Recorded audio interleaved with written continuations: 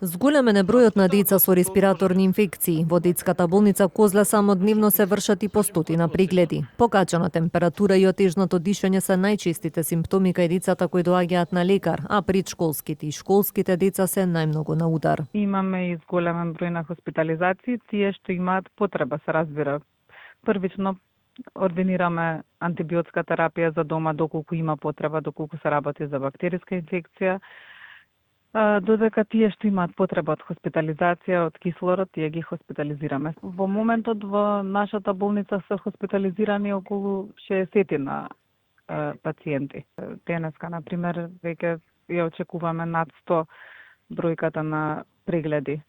Зголемен е бројот, имаме бронхообструкции и респираторни инфекции, препратени со покачена температура. Загадениот воздух дополнително влијае врз дишните патишта кај децата, а есента, велат лекарите, е проблематични за децата со астма и алергии, кај кои може да се јават компликации. Сега веќе и алергиските,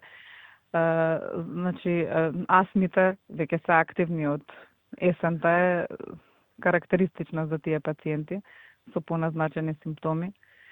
Тие што имаат астма и бронхообструкција, алергиски, да по препорака да ја примаат редовната терапија, за да не дојде до нивно влошување. Кога е позагадено, секако да не излегуваат децата надвор, да мијат често раце. Хигиената е на прво место. Според последниот извештај на Институтот за јавно здравје, за една недела регистрирани се 117 случаи на грип и слични заболувања, а најмногу заболени има регистрирано во Гостивар, Куманово и Тетово.